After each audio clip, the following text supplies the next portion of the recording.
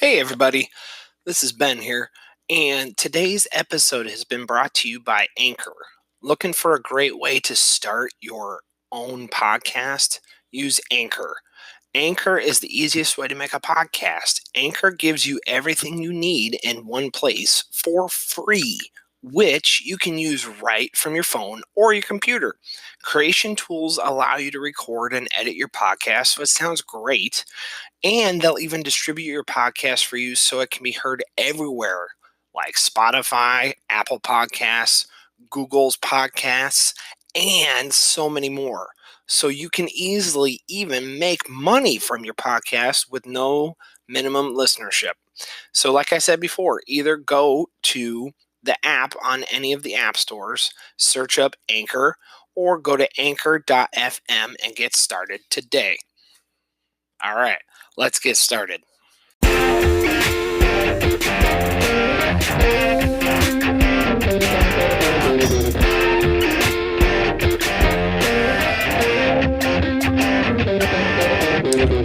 All right, welcome back. This is episode 2 of my podcast, Tech in a Sec Podcast. Real original. Maybe I might change the name coming up here in the future, but for now, I'm back for episode 2.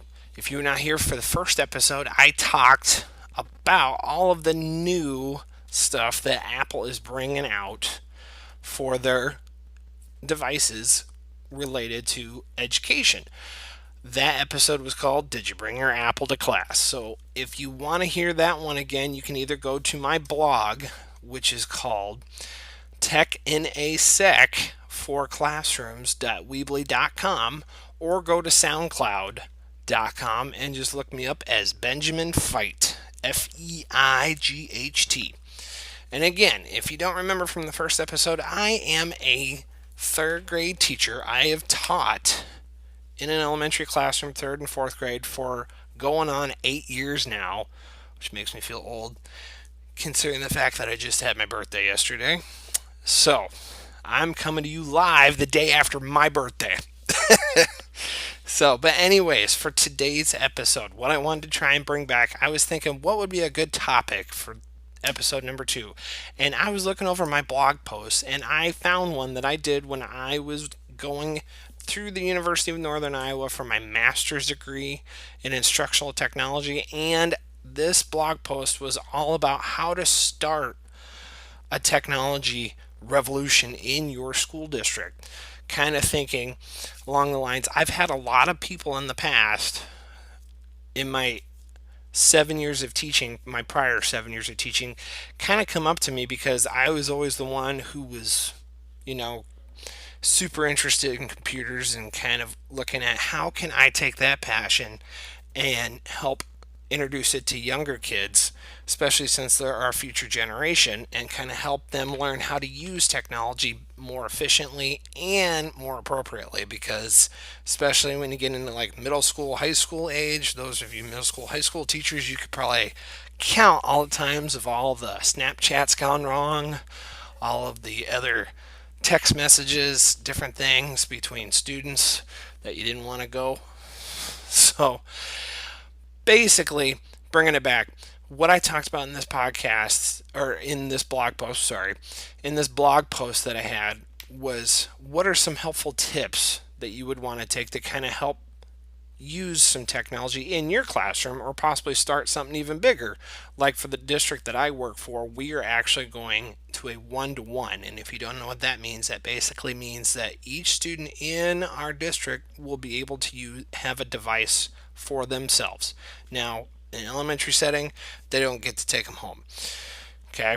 But anyways, going back to what I said back in this blog post back from July 18th, 2014, 4 years ago, I think still is relevant today.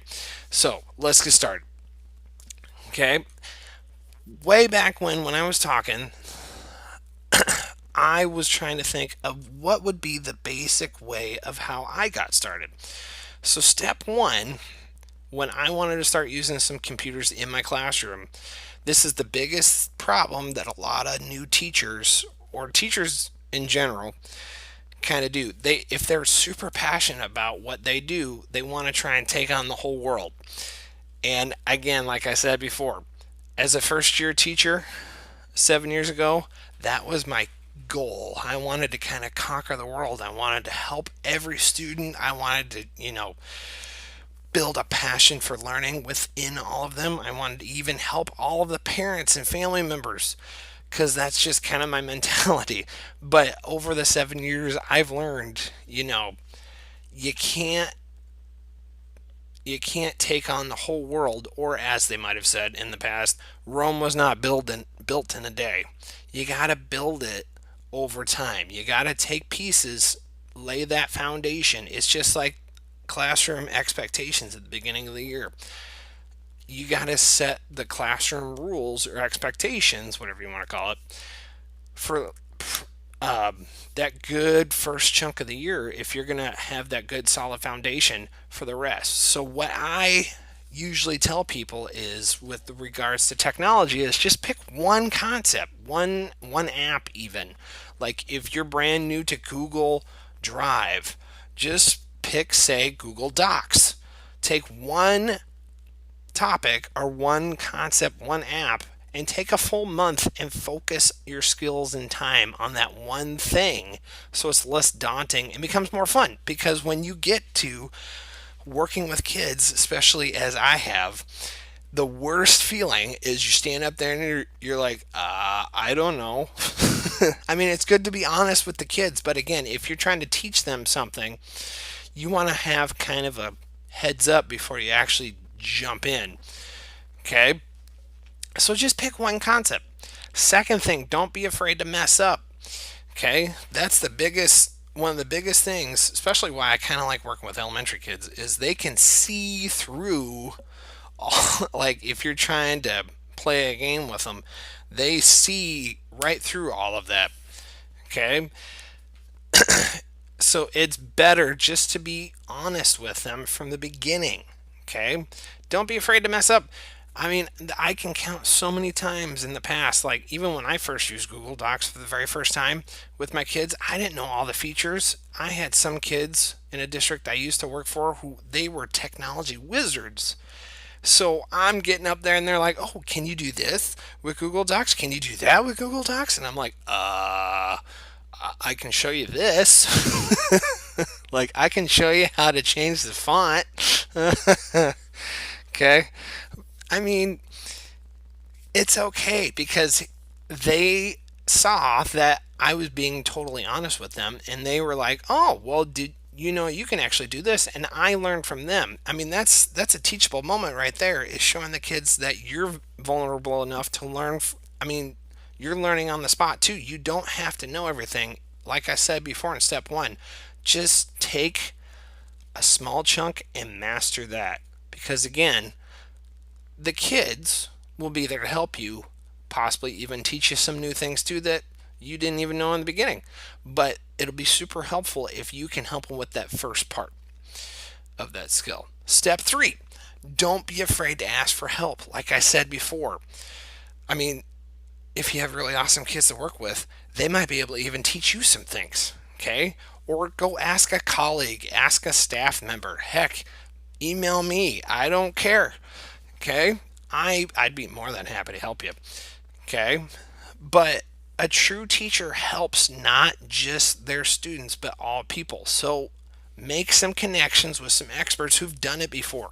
I mean, my first year of teaching, and even still today, I want to make sure I keep my door open and I go and try and ask people, "Hey, how did you do this with your students? Because I want to see if I can try it with mine." Now, keep in mind, all students are different, but again, if you have that solid foundation of connecting with other people, students and staff, that's going to help you out later on when you're trying to accomplish this goal that you had set up. Okay? So basically, that's it. I'll run through that one more time. Step 1, learn one new technology concept or app. Take a full month, practice it. Step 2, don't be afraid to mess up. Again, we're all human, we make mistakes. Just learn from them. Okay? Step 3, don't be afraid to ask for help. Even ask the students, hey, does anybody know how to make this better? Because again, that brings them in and gives them some ownership of what they're doing in the classroom. There's no better feeling to have the kids help participate with you. Okay? So, that's all I have for you for episode 2. This was a little shorter episode this week, but if you wanted to kind of help or continue on this conversation, like I said, go to my blog, which is techinasecforclassrooms.weebly.com, and I have plenty of other posts on how to get a technology revolution, as I like to call it, started in your classroom. Okay, I also have some other pretty cool stuff on there too. And if you want to see my first episode again, tell me what you think. Like I said, I'm brand new at this, so I want to keep getting better at this because I want to keep helping more people out. Okay? And like I said, in the future, maybe I can get some guests on here and we can kind of have some more conversations to kind of help spur some different thoughts or try some new things. So, like I said, this is Ben Fight for episode 2 of Tech in a Sec, the podcast. Signing out. Catch you later.